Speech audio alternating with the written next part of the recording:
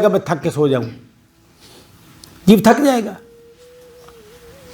अब मुझे कुछ समय के लिए ना अपने मूल में उतरना है, अपने बीज रूप में जाना है, जहां केवल विश्राम हो। बस मैं अपना आप भूल जाऊं, बस अपने आप को भूलना चाहता है वो। तो इसी कारण रात के लिए वो निद्रा को बनाया गया। तो प्रकृति भी निद्रा में जाती है, ये भी थक जाती है। इसका भी एक टाइम पीरियड है। हमारे 12 घंटे हैं, 14 घंटे हैं, 15 घंटे, 16 घंटे हैं, उसका एक कल्प है। वो भी थकती है, वो भी अपने मूल में जाना चाहती है। उसको भी तो अपना पिता चाहिए, उसको भी तो अपना पति चाहिए, उसको भी अपना स्वामी चाहिए, उसको भी विश्राम करना है। परंतु हम मनुष्य होने के कारण अब पेड़ पौधों के बारे में ऐसा सोच नहीं सकते। ये भी थकते होंगे क्या? प्रकृति भी थकती होगी क्या? सूर्य भी थकता होगा क्या? धरती भी थकती होगी?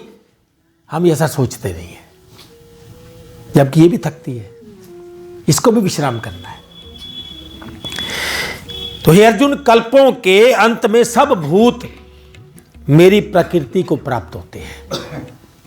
ये संसार प्रकृति में जाएगा, अर्थात प्रकृति में लीन होते हैं, और कल्पों के आदि में उनको फिर से रचता हूं।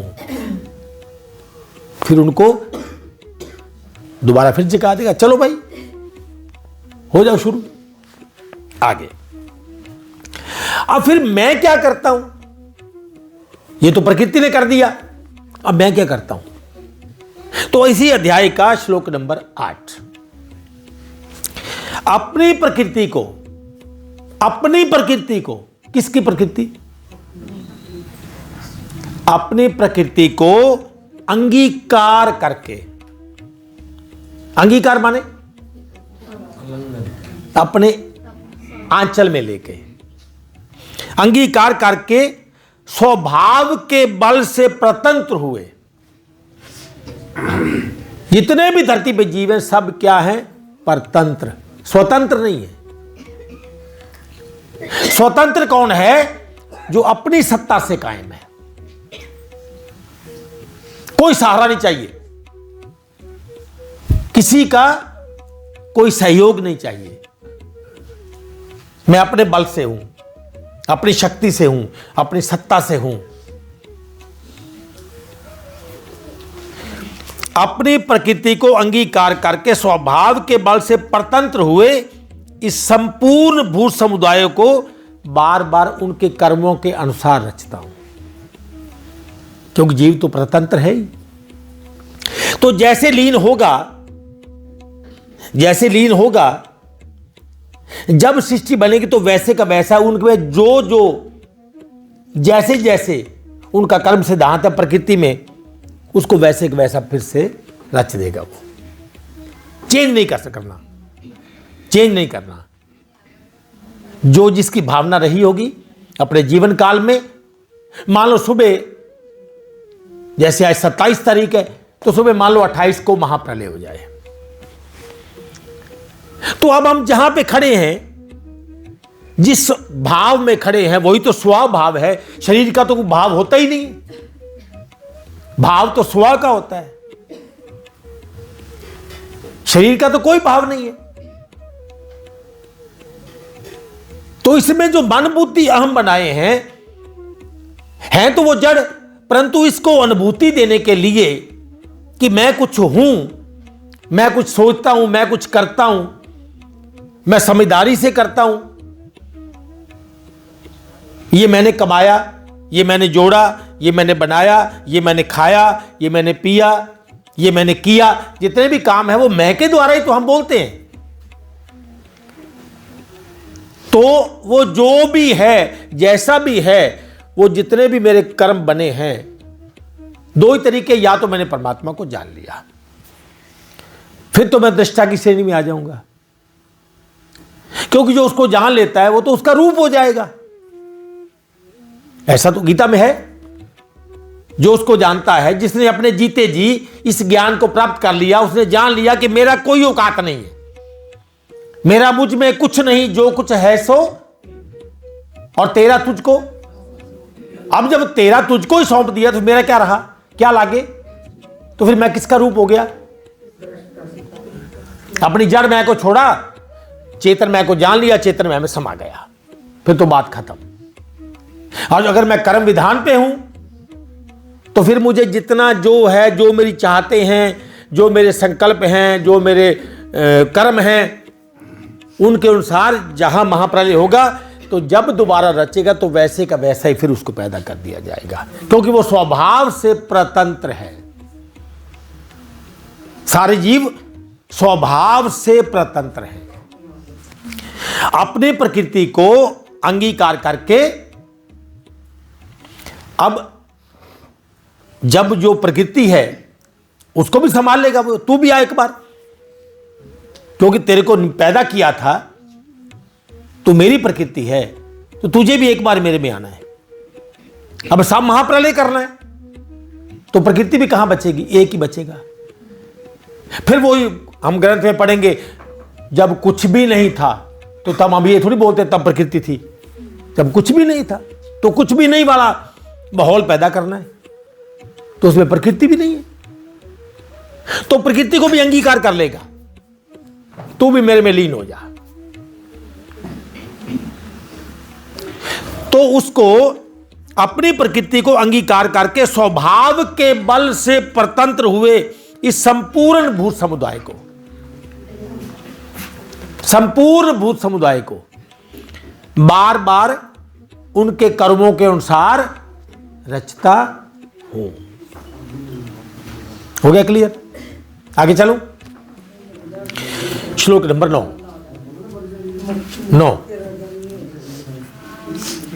वो कर देंगे, आप छोड़ो, उनका ध्यान मत करो। हे अर्जुन, अब और आगे सुनो। हे अर्जुन, उन कर्मों में आसक्ति रहित, अब ज्ञानी की बात आ गई। जितने कर्म हैं, या तो कोई उनमें आसक्त है या उनमें आसक्त नहीं है। उन कर्मों में आसक्ति रहित और उदासीन के सदृश। उदासीन माने लापरवाह, लापरवाह,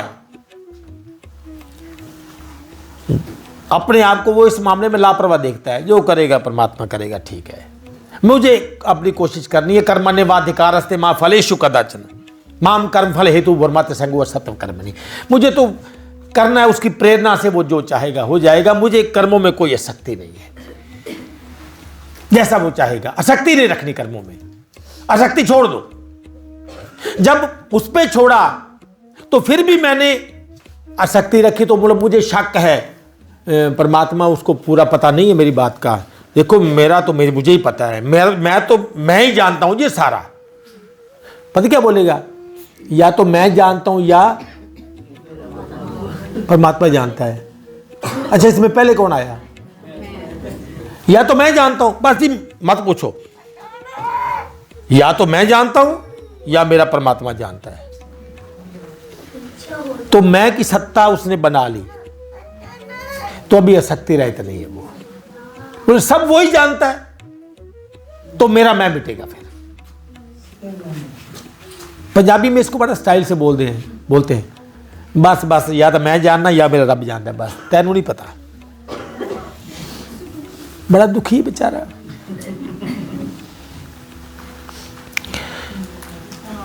तो उन कर्मों में आसक्ति रहित और उदासीन के सदृश, उदासीन के सदृश,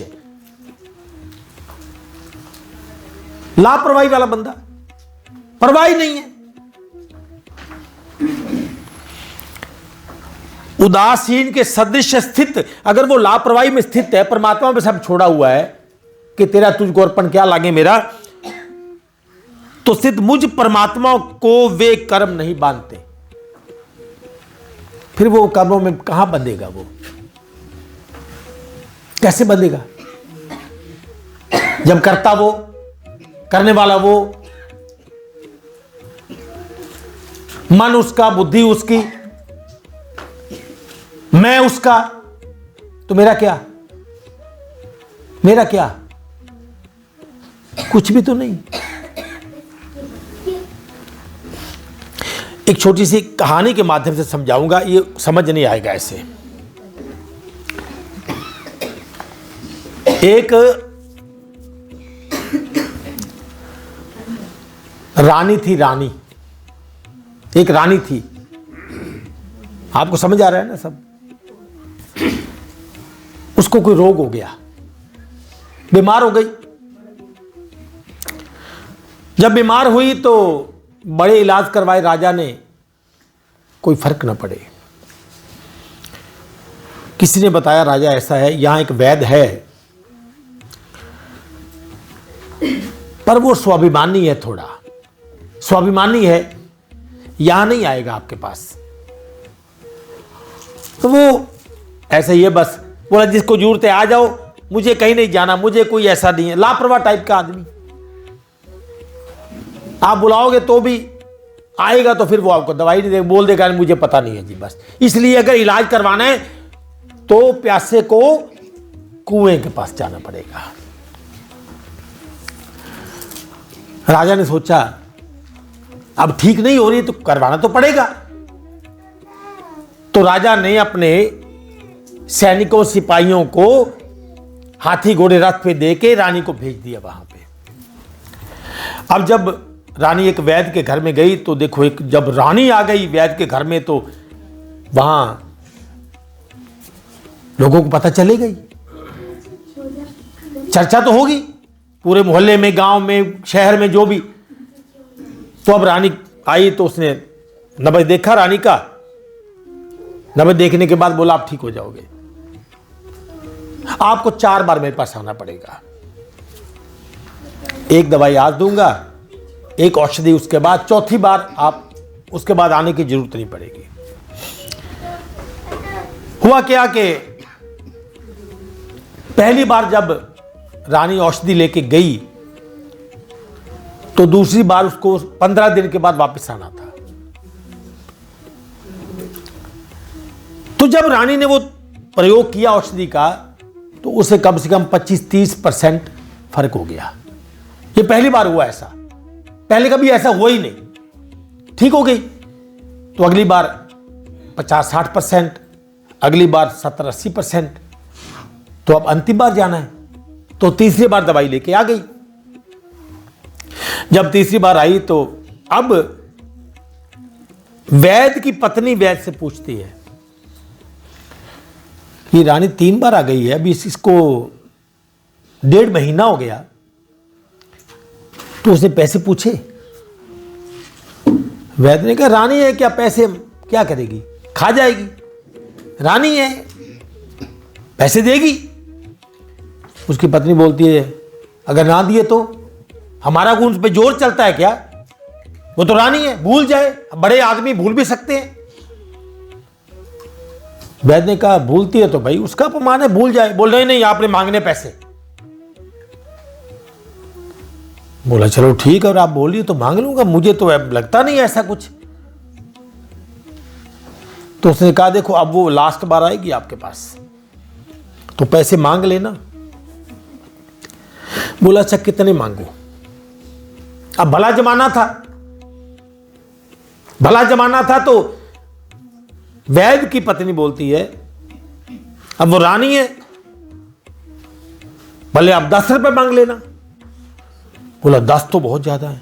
बोले रानी है क्या फर्क पड़ता है उसको, तब तो 1 रुपए की वैल्यू थी। बोला 10 रुपए तो मेरे को मांगते हुए ऐसे अजीब लगेगा। नहीं नहीं कोई अजीब नहीं है, आपके लिए 10 बहुत है, उसके लिए तो 10 थोड़े से हैं। बात ये भी ठीक है। अब जब चौथी बार रानी आई तो अब वैद्य दवा भी बना रहा है और सोच भी रहा है बोलूं अब बोलूं अब बोलूं, संकोच भी है, शर्म भी है, पर सोचा बोलना तो पड़ेगा वरना फिर पत्नी पूछेगी आपने तो फिर पूछा नहीं, वही काम किया ना आपने। और एक बार ये चली गई तो चली गई। तो बोला रानी साहब आप ठीक है ना अब। बोली हाँ ठीक हूं। देखो ऐसे हमें बिना